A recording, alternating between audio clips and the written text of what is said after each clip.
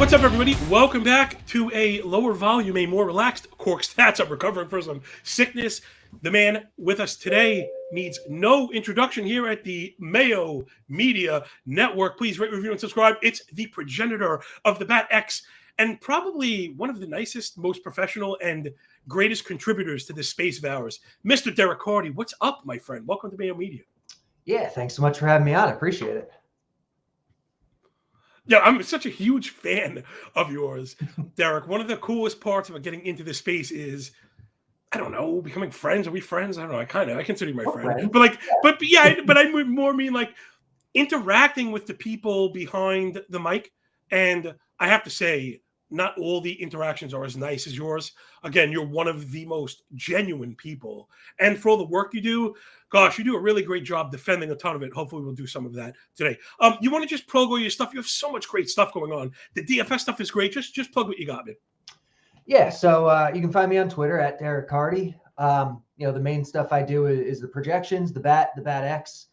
They're free at Fangraphs for season-long fantasy leagues. For DFS, there's subscription at Roto Grinders. For sports betting, there's subscription at EV Analytics. They're really good. Every year they run, people run, third-party accuracy tests, and the Bat is pretty much always the top original system, which is really nice. For sports betting purposes, last year I started tracking picks. I did shows and stuff. Over 100 units, like 25% ROI. I put out a tweet the other day. So however you're using it, it's going to help you. But yeah, I was saying I have this Cheshire Cat smile on because, the Bat X, it's pretty good. Talk about like one of the all-time undersells. Listen, people, the highest compliment I can give anybody, and this is outside of personal stuff, in the professional realm, is when I use your work, incorporate it to the point where I question it. That's the best compliment I can give anybody. Derek, your Bat X stuff is phenomenal. And we're going to get into, at the very end, gosh, what's got me gulping a little bit is not to say I don't want to disagree with you. It's just that the Bat X, which you incorporate StatCast data with, I feel is very important to build inputs, right? Inputs greater than sign outputs. And you doing that without us ever talking about it, I've always found we've aligned. This year, not so much. But first, to the people now getting into it, NFBC is doing such a great job exposing high-stakes theory and roto to new players. And we get a lot of that here at Mayo Media, so I like that. That's what we like. It's kind of a 101, right? Me and you could do a 3-hour dissertation another time. For the players that are just getting into projections, because we have podcasts solely dedicated to using them, having computer programs build your roster using them. So would you, I don't know, should we just go absolutely with projections? They are median outcomes. Yes, they are. But now I guess the question is, if you build a team with the strongest median outcomes, that should open the door to the highest score in general. I have found sometimes I find myself adjusting, which leads to what I feel is the biggest pitfall in fantasy baseball or prognosticating at all, which is double counting. And so my first question to you is, what do you think is the biggest pitfall that people could run into using projections? I think the first one is not using projections at all. I think if you're not using projections at all to any extent, I think you're making a mistake. If you already are like, okay, projections are cool, I'm going to use them. Double counting is the one that came to mind for me. Like if you're using projections, you want to, whether it's the Bat or whether you're using something else, regardless, you want to understand what's going into the projection so that you're not trying to make an adjustment on top of it that the projection is already accounting for. I can't tell you the number of times I get people, oh, well, the Bat X doesn't like this player, but he had such a good barrel rate last year. I'm just going to boost him up. I'm going to take him anyway. It's well, the projection knows that. That's already in there. So if you're going to deviate from a projection, I think you should understand what goes into it first, what doesn't go into it. And then from there, if you want to kind of add your own, wrinkles or whatever, then I think you probably are going to do a better job of it than if you're just trying to rehash what the projection is already seeing in a more objective way. Yeah, again, I'm laughing because breaking news, Derek Carty and the Bat have identified barrel rate in their projections, everybody. You heard it here first. Derek Carty has looked at the barrel rate. Yeah, people, we got to get that. Here is my favorite, and again, it's not a counter, and I wonder what you think about this. This is to the people that don't use projections, the one that think they're stupid, whatever. I think even if you don't use them in that manner, meaning even if you don't use projections to come to your own projections, I think you must recognize that a percentage of the population uses them, and that will help you at least gauge their actions. And that's one of my favorite things about using projections that I don't agree with, right, Derek? So just because I don't agree with them doesn't mean I'm not using them. Again, a lot of the nuance that you add to your work, again, why I've gravitated you to myself. So, like, would you, I don't even know if that's something to agree with, right? Like, you should at least know that people use them. And if the projections are really high on somebody, that probably means beware of them getting jumped, right? Yeah, exactly. They're definitely helpful in determining what other people are going to do, which game theory is a huge part of, a draft or an auction. In a draft, you're deciding when to pull the trigger on a guy. In an auction, you're trying to figure out ahead of time where the values are going to be, or how to, there's all sorts of dynamics like that where, that's important. Yeah, I just started getting into auctions myself, and man, I don't know if I want to play Snake anymore. It's that good. Oh, I don't play snake drafts anymore. I know that. I can't do it. They're terrible. I only do auctions. Yeah, it's, you know what? I was talking about this with Zach Waxman, who has an overall championship at NFBC, and it's the same thing. It leaves you just open, right? There's so much freedom in your movement and your analysis. And I've also mentioned, as a snake player, I kind of like the back end. And what I found, Derek, is if you're always drafting at the back end of 15-team leagues, there's an entire swath of players you're not exposed to. Like, you're not going to get them, right? You know what I mean? It's just what it is. All right, so to projections again and using them, I've noticed, again, we're paying attention to this stuff. 2019 in particular was a tremendous outlier. Happy fun ball, whatever we want to call it. Let's just call it anomalous offensively. We can't help but notice, right, or know, I guess, if projections look back 3 years or 4 years, that's incorporated. And we're hearing a lot of, well, if he just returns back to his 2019 form, every year, those numbers to me look more and more, I said the word already, anomalous. So could you talk to us just about 2019, if it presented hiccups, if now that it's out of the 3-year window, are you looking past it? Do you think we should ignore it? Like, the floor is yours for 2019, because it's presented a lot of problems for us. Yeah, so obviously we had, the biggest spike in offense. That's, if we look at kind of how offense went, that was where the peak was. I don't think we should throw it out just because it's anomalous. I think the way I handle it, at least, is I adjust for it. It was a high spike in offense. I'm not looking at raw stats. I'm looking at, stats that are adjusted for, for the environment that guys were playing in on any given year. So the bat is not treating 30 home runs in 2019 the same way it would treat 30 home runs in 2022. So there's an adjustment being made there. And I think that's kind of the best thing, that we can do. The bat will use, it is 4 years away, 4 years in the past now. So it's not going to get as big of a weight anymore anyway. The bat will look back, as far as 10 years, but it'll do it a different amount for every single component, every single stat. So for some stats, it's not looking at 2019 at all anymore. For others, it is, but it will have a lower weight and it will be adjusted. Okay, sorry, I skipped for a second. No worries.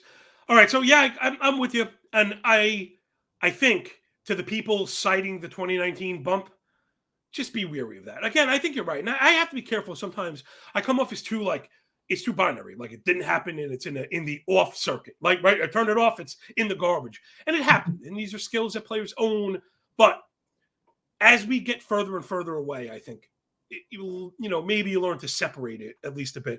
Again, you had the major word. It's adjustment, right? And I think that's everything. Is if you just lower the volume on them, they could probably still describe a pretty good story. So, all right, next up, 2019 was, of course, a big problem. The next one is the pink elephant in the room, of course, is the universal use of humidors now. I mean, I just put like general humidor. It's because I don't even know where to start. So I think the first thing is, again, we were talking, this kind of keep in line with weighing things and what to use. Are you looking at the data before the inception of universal use? Some parks had it. So I know some people are using only the data from parks that had humidors. Some people are using it as if it didn't matter, straight 3-year averages. So talk to us just from a macro perspective, Derek Carty and use of the humidor. Yeah, so I'm going to preface this by saying I am not as confident in my humidor take as I am in a lot of other things. I know everyone's kind of everyone's made a big deal out of this humidor stuff. The way I'm approaching it is I'm not doing anything. It's using past data. It's not making adjustments. It's not doing anything. Part of that is time. Like, I'd like to go back and look at it more, and if adjustments need to be made, make those adjustments. But this offseason, obviously, Major League Baseball has thrown a lot at us with defensive shifts and bases and pitch clocks and all this other stuff. So there have been other things that I feel like have been more pressing on my time. I'm building out, the BAT-X version for pitchers. So part of this is just because I haven't had the time to really dig in and fully understand it. But part of it is also that I'm skeptical about whether this is even a thing that matters. Wow, man. So like humidors, let's talk about the science behind humidors a little bit. So like, we all know that humidors were a huge deal in Coors Field, and they were a huge deal in Chase in Arizona, even though at the time a lot of people were pretending like it wasn't a big deal, but it was. The reason it was such a big deal in Coors Field in Arizona is because what a humidor does essentially is it stores the ball at a constant temperature and humidity level, and that impacts the level of water saturation in the baseball. So for a place like Denver, for a place like Phoenix, Arizona, where it's really low humidity, it's really dry, the difference between those conditions and humidor conditions at 70 degrees, 50% humidity, or whatever it is going to be very different. So instead of the ball being dried out previously, it's going to go in the humidor. It's going to soak up more water than it normally would, and the ball is going to be heavier, basically. If you think about, if you dunk a baseball in water and then you go out and you try to hit it, it's not going to go as far as it would have without being soaked in water. Us softball players know about that when there are puddles. Yeah. So for Chase Field, for Coors Field, we knew it was going to be a big deal because it just made sense. The gap was so drastic between generally what the conditions in that city are and what the humidor conditions are. But they're kind of the outliers. You look at other parks, and generally the humidity levels, temperature levels in those cities are not very different from humidor conditions. Now, there is a big caveat to this, which is to say, we don't know where balls were being stored previously in any of these parks. Were they being stored at city average conditions? Were they being stored in a damp basement somewhere? Were they being stored in an air-conditioned room? Like, we have no idea. And every park was going to have different conditions anyway. That's why Major League Baseball wanted to standardize this. But for me, it doesn't check out. It doesn't check out that the humidors would have this big of an impact, like we saw with Coors and Chase Field, when we're dealing with completely different conditions. And again, I may be completely wrong here, and there may be something else going on. Like, I know there was some articles by, I think Meredith Wills did one. I think Eno did one that talked about, some other things that might be going on with it, with, the ball expanding and contracting, and maybe like, I don't know the word I'm looking for,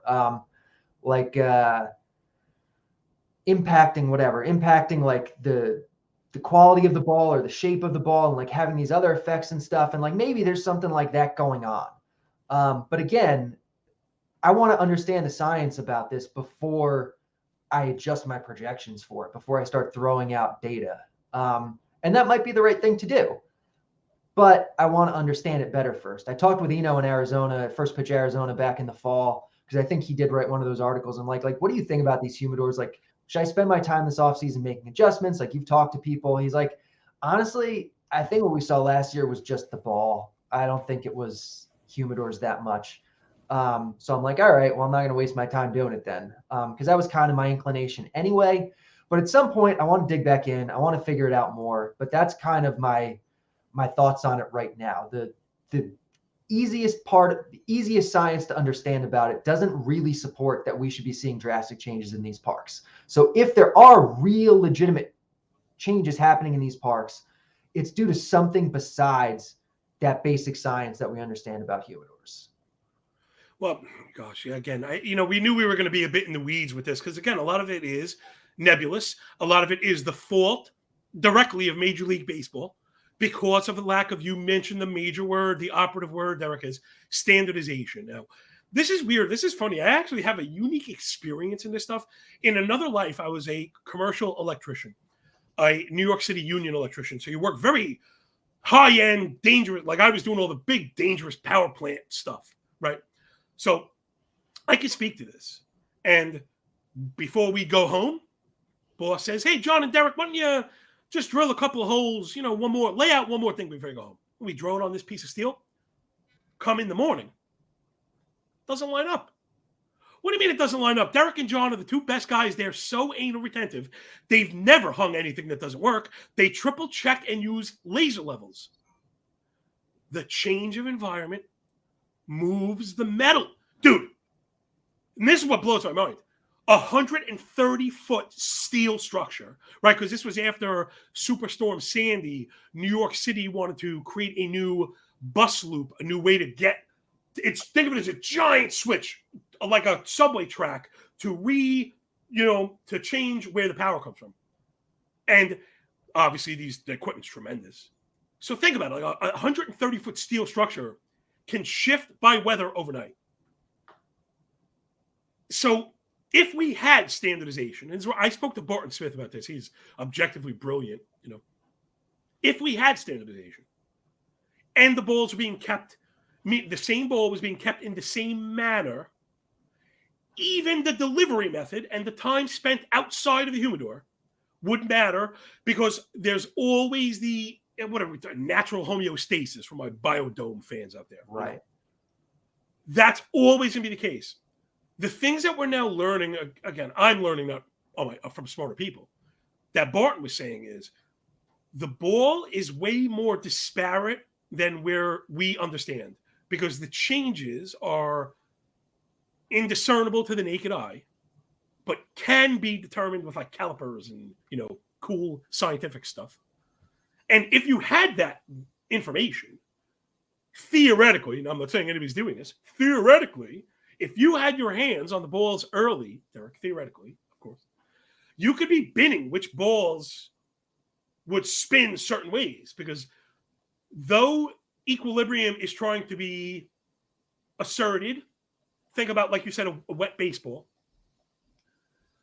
A wet baseball trying to dry does not dry equally. That's not how science works. It dries to the surface air of the oxygen first.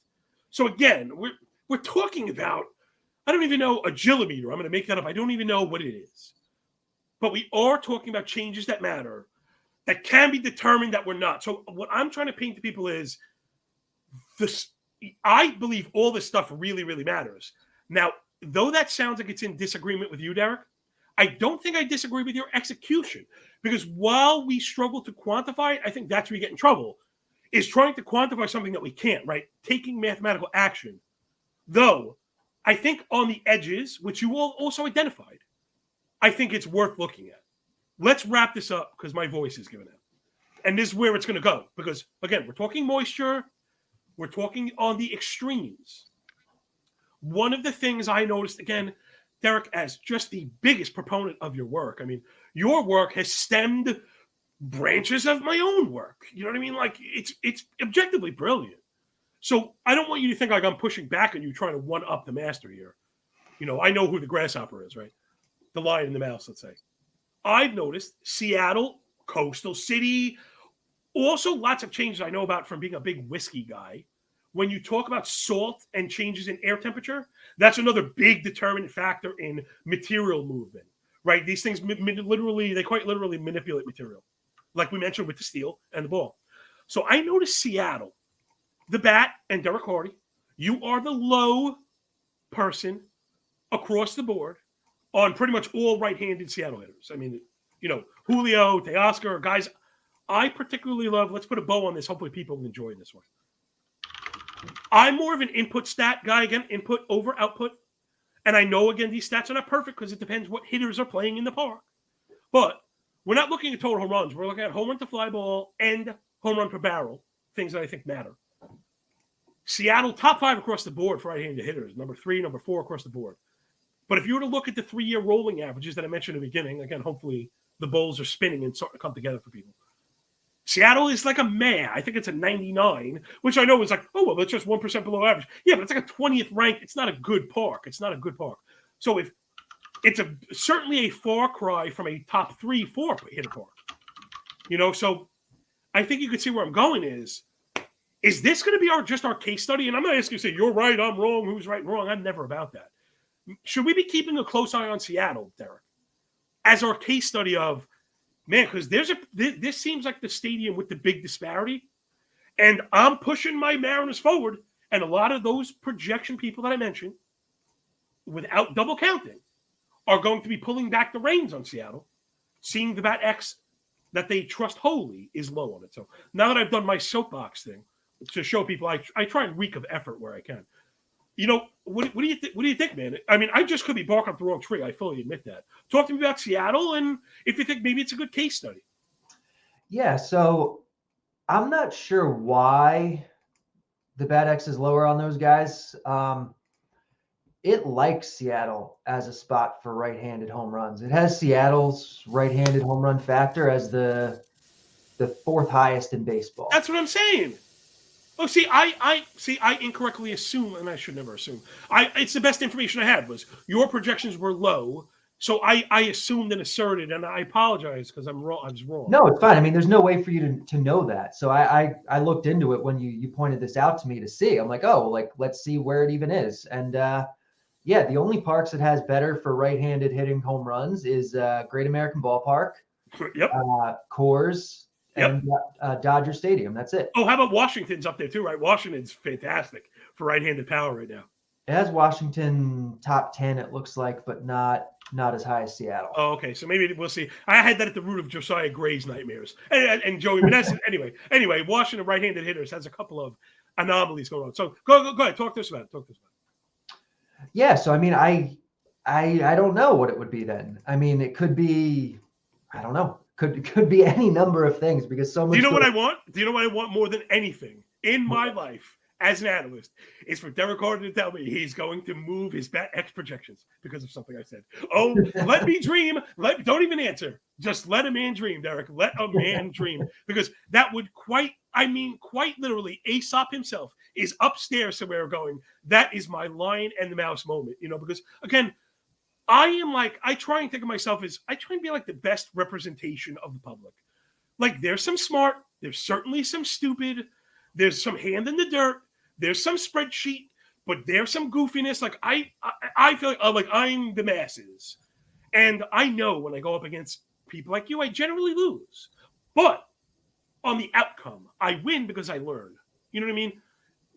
Challenging you. So again, I'm always so careful because I hate this. I know I hate for you to leave this being like, man, like who the hell this guy think he's a stupid bastard, But so whatever. If I see Julio Rodriguez's home run total move up 1, yeah, no, I won't say anything. I like your approach, and it's not like I think I'm absolutely right about everything. Also, like I like having conversations. I like thinking about where I might be wrong and where I can learn and get better. So there's no issue here. Well. That's one of your, I mean, you wear it proudly, right? It's no shock. That's one of your best attributes. And I think becomes one of your best assets, Derek, is you could easily be smug and pompous and not answer people. You take time, if someone could have 8 followers on Twitter, and you will write them exactly why you think something. And I know myself, and I could speak for a lot of the, I don't know, younger, I'm not young, but newer analysts, let's say, it's what we really respect about you. Because, again, you could just say, this is it, and I don't care what you think. And you're like this open book, like, come get it. So I really do appreciate you, just being like so open and accepting to it. So, all right, we're at the 25-minute mark. That'll do it. I think I made my bosses and overlords happy. My ears are on fire. Derek, I love you, man. You're so good to all of us, and all the work that you do. You make it so readily available. Wrap it up. Get us out of here. And again, everybody, this guy's DFS stuff is so good. I had to start using it. I was kind of doing my own. And again, now I use yours and try and find the places I can fine tune the dials. So, Derek, take us out.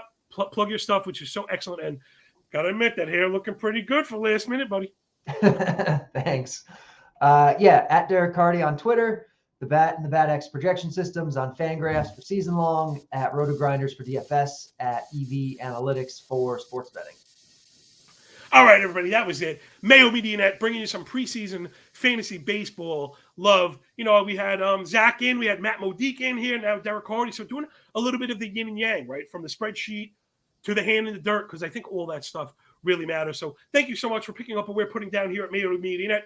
Rate, review, and subscribe, because, of course, that stuff matters way more than it should. No one is out there asking, hey, is that host smart or is he compelling? No, it's how many likes and Twitter followers do you have, because that stuff, again, matters more than it should. So do all the good Twitter stuff, because I like to yell at my computer screen, and I don't want to go back to selling oranges on the side of the highway. Remember, when you work this hard, it feels a lot less like luck, yo. We'll see you later. Derek, thanks again, man. Peace, everybody.